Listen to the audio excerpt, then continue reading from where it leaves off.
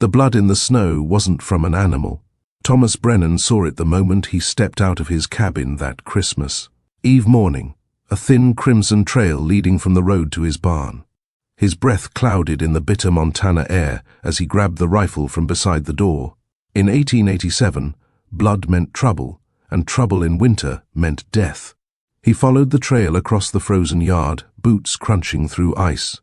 The barn door hung slightly open. He'd locked it the night before. Someone, or something, had broken in. Thomas raised the rifle and kicked the door wide. 5 pairs of eyes stared back at him from the darkness. Children, huddled together in the hay like frightened rabbits. The oldest couldn't have been more than 12. The youngest, maybe 4. Their clothes were torn, faces hollow with hunger. The little one was bleeding from a gash on her arm. "Please don't send us back," the oldest boy whispered. "She'll kill us." Thomas lowered the rifle slowly. "Who will?" "Mrs. Blackwood." The boy's voice cracked. From the orphanage in Helena, Thomas knew the name. Everyone in Montana Territory knew Constance Blackwood, wealthy widow, philanthropist, founder of the Blackwood Home for Displaced Children. The newspapers called her a saint. "Why would she want to kill you?" The boy glanced at his siblings. "Because we know what she did." Before Thomas could respond, the sound of horses echoed from the road, multiple riders, moving fast. The children's faces went white with terror. "They found us," a girl with red hair gasped. Thomas made a decision in half a heartbeat. "Loft, now. Don't make a sound." He herded them up the ladder as hoofbeats thundered into his yard. 5 children disappeared into the hay above, just as the barn door burst open. 3 men entered, well-dressed, well-armed. The leader wore a silver badge that caught the morning light. "Morning, Brennan." Sheriff Clayton's smile didn't reach his eyes. "We're looking for some runaways from the Blackwood home. 5 children.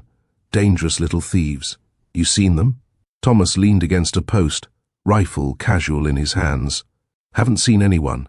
Been alone since my wife died." Clayton's eyes swept the barn, lingered on the loft. "Mind if we look around?" "I mind." The 2 men behind Clayton shifted, hands moving toward their guns. "That's not very neighborly," Clayton said softly. "Neither is barging onto a man's property on Christmas Eve." Thomas didn't move.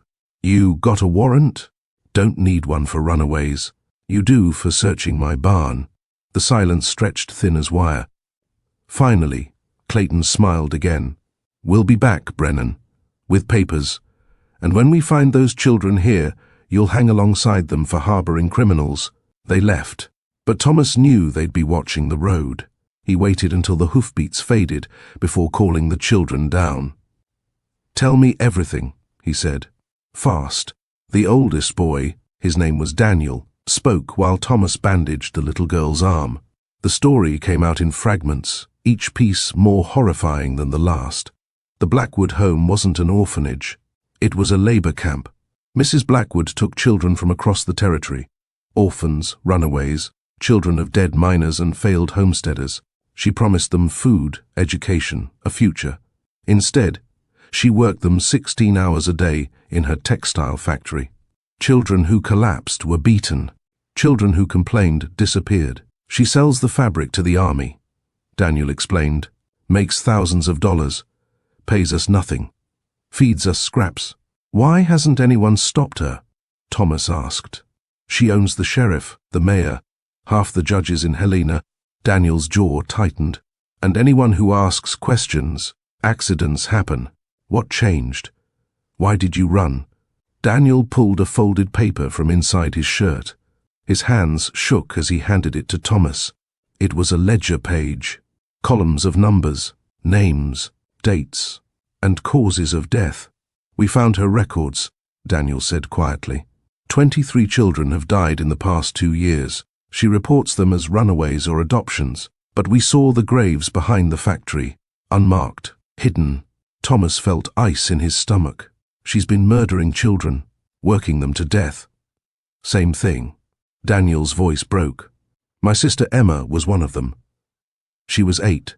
She got sick from the dye fumes and couldn't work anymore. Mrs. Blackwood said she'd been adopted by a family in Oregon. but I saw them drag her body to the graves that night. The little girl with the bandaged arm started crying. The red-haired girl, her name was Sarah, pulled her close. We stole the ledger page 3 days ago, Daniel continued. We were going to take it to the federal marshal in Butte, but Mrs. Blackwood found out. She sent Clayton and his men after us. We've been running ever since. Thomas looked at the 5 faces watching him, waiting for him to decide their fate. He thought of his own daughter, dead from fever 2 winters ago. His wife, who'd followed her into the ground 6 months later. He'd spent a year alone in this cabin, drowning in silence and grief. Maybe God had sent him these children for a reason. Or maybe he was just a fool about to get himself killed. All right, he said. Here's what we're going to do. But before I continue, if you're feeling the tension right now, if you want to know whether Thomas can save these children, hit that like button and subscribe, because stories like this, stories about ordinary people doing extraordinary things, that's what this channel is all about. Now, back to the story. Thomas spent the next hour preparing. He couldn't fight Clayton and his men directly. They'd kill him and take the children. He couldn't run. They'd be caught before they reached the next town. His only option was to expose Mrs. Blackwood so publicly, so completely, that even her bought judges couldn't save her. But first, he needed proof. 1 ledger page wasn't enough. Can you draw a map of the factory? He asked Daniel. Show me where she keeps her records. Daniel nodded and sketched in the dirt floor. The factory was a 3-story building on the edge of Helena. Mrs. Blackwood's office was on the top floor. The records room was next to it, locked, but Daniel had seen the key hanging in her office. There's a night watchman, Daniel added. And dogs. How many children are still there? 42. Thomas felt the weight of that number. 42 children still trapped. Still dying. We're going to get them out, he said. All of them. Sarah shook her head. You can't. Mrs. Blackwood is too powerful. She'll destroy you. Maybe. Thomas checked his rifle. But I'm already destroyed. Lost everything that mattered. Might as well make it count for something. He turned to Daniel. I need you to stay here with the others. Keep them hidden. If I'm not back by dawn, take them to the federal marshal in Butte. Give him the ledger page. Make him listen. You're going alone. Daniel's eyes widened. 1 man moves quieter than 6. You'll die. Probably. Thomas smiled grimly. But I'm a stubborn bastard. Might surprise you. He rode out at dusk, when the winter sun bled red across the mountains. Helena was 12 miles south, a 2-hour ride in good weather. In the snow, longer. Thomas pushed his horse hard. The cold bit through his coat, but he barely felt it. His mind was racing, planning, calculating odds that weren't in his favor. He reached Helena just after nightfall. The town glowed with Christmas lanterns. Families gathered in warm houses. Churches rang bells for midnight mass. Thomas rode past it all to the factory district. The Blackwood textile mill loomed against the sky, a dark fortress of brick and iron. Smoke rose from chimneys even on Christmas Eve. The children inside were still working. Thomas tied his horse in an alley and approached on foot. He could see the night watchman through a ground-floor window, sitting by a stove. 2 dogs patrolled the yard. He waited, watched, learned the patterns. At 10 o'clock, the watchman made his rounds. The dogs followed him inside for 20 minutes. That was Thomas's window. He moved fast, climbed the fire escape on the building's east side, reached the 3rd floor. Mrs. Blackwood's office window was locked, but the frame was old. He pried it open with his knife and slipped inside. The office was elegant. Expensive furniture, paintings on the walls. A stark contrast to the hell below. Thomas found the key exactly where Daniel said it would be. He unlocked the records room and stepped inside. Rows of filing cabinets. Hundreds of folders. Years of documentation. He started pulling files. Birth certificates. Death certificates. Ledgers showing profits in the thousands. Letters to government officials. Bribes disguised as donations. Photographs of children, before and after. The after photos showed hollow eyes and broken bodies. Thomas felt rage building in his chest. This woman had built an empire on the corpses of children. He stuffed documents into a satchel, as much evidence as he could carry. Then he heard the dogs barking. The watchman was coming back early. Thomas moved to the window. The fire escape was blocked. The watchman was climbing it, lantern in hand, dogs snarling below. He was trapped. Thomas looked around desperately. The only other exit was through the office, down the main stairs. But that would take him right past the watchman. Unless... He grabbed a lamp from the desk and smashed it against the wall. Oil splashed across the expensive wallpaper. He struck a match. The fire caught instantly. Thomas ran. Down the stairs, 3 at a time. Behind him, flames roared up the walls. Smoke filled the building. He burst into the factory floor. Rows of looms. Dozens of children staring at him in shock. "Fire!" Thomas shouted. "Everyone out! Now!" For a moment, no one moved. Then a girl screamed, and chaos erupted. Children ran for the exits. The watchman tried to stop them, but there were too many. They flooded past him like a dam breaking. Thomas helped the smallest ones, carrying 2 at a time. The fire spread fast, too fast. The whole 3rd floor was burning now. He got the last child out just as the roof collapsed. 42 children stood in the snow, watching the factory burn. Free for the first time in years. The watchman stared at Thomas, recognition dawning. "You're the rancher. Clayton's looking for you. I know." Thomas raised his rifle. "You going to try and stop me?" The watchman looked at the children. At the burning building. At Thomas. He lowered his gun. "No, sir. I reckon I'm not." Pause for just a second. "Are you rooting for Thomas? Do you think he can actually win against someone as powerful as Mrs. Blackwood? Drop a comment and let me know. And if you haven't liked yet, do it now." This story gets even more intense. Thomas knew he had minutes before Clayton arrived. He gathered the children in the street. "Listen to me," he said. "You're free, but Mrs. Blackwood will try to take you back. We need to make sure that never happens. I need some of you to be brave one more time." 10 of the oldest children volunteered. Thomas gave them instructions and sent them running through Helena. To the newspaper office, to the church, to the homes of honest citizens. Each carried documents from the satchel, evidence of Mrs. Blackwood's crimes. By the time Clayton and his men arrived, half of Helena knew the truth. The sheriff rode up with 6 deputies, guns drawn. "Brennan, you're under arrest for arson and kidnapping." "Kidnapping?" Thomas gestured to the children. "These kids were prisoners. I set them free." A crowd was gathering, townspeople drawn by the fire. They saw the children, starving, bruised, some barely able to stand. "He's lying," Clayton shouted. "These are criminals, runaways. Then why do they have burn scars from machinery?"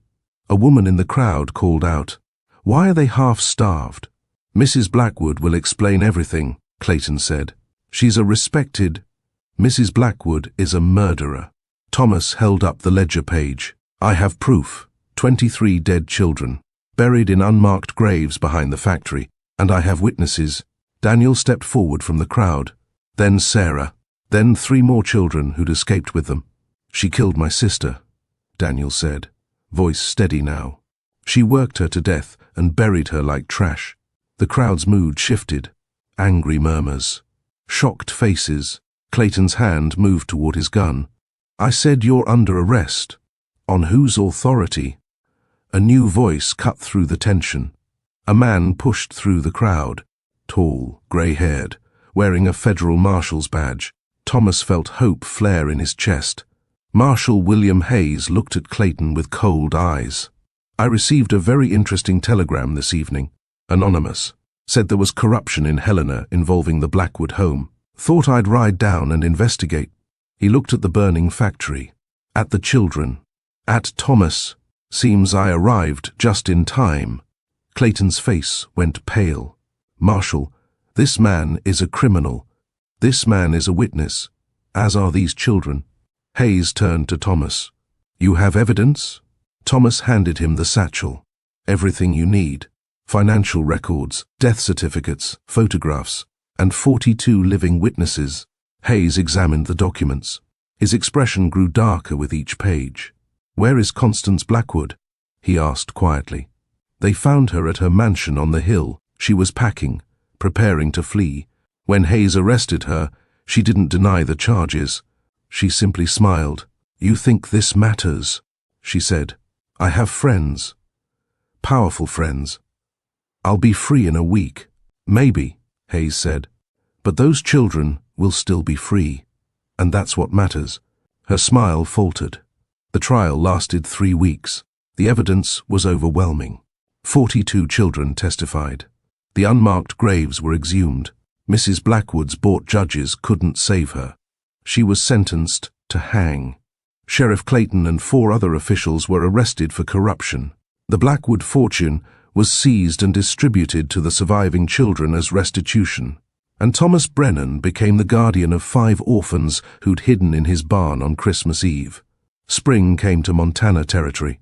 Thomas stood in his yard, watching Daniel teach the youngest girl, her name was Lucy, how to feed the chickens. Sarah was helping him repair the barn roof. The other 2 children, Michael and Anna, were planting a garden. His cabin, silent for so long, now rang with laughter and arguments and life. "You ever regret it?"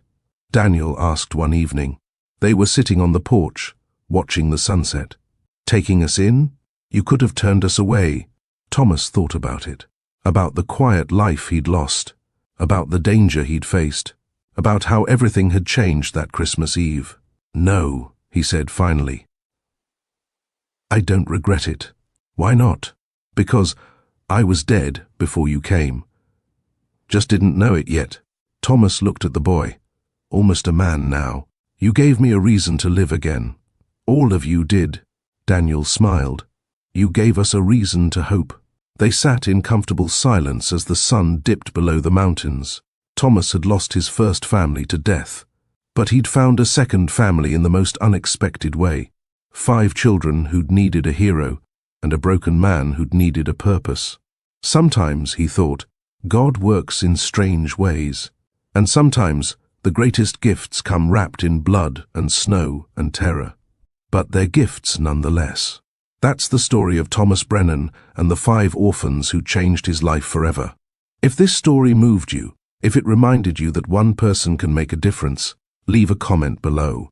Tell me what you thought, and if you want more stories like this, stories about courage, justice, and the power of doing what's right even when it's hard, subscribe to this channel.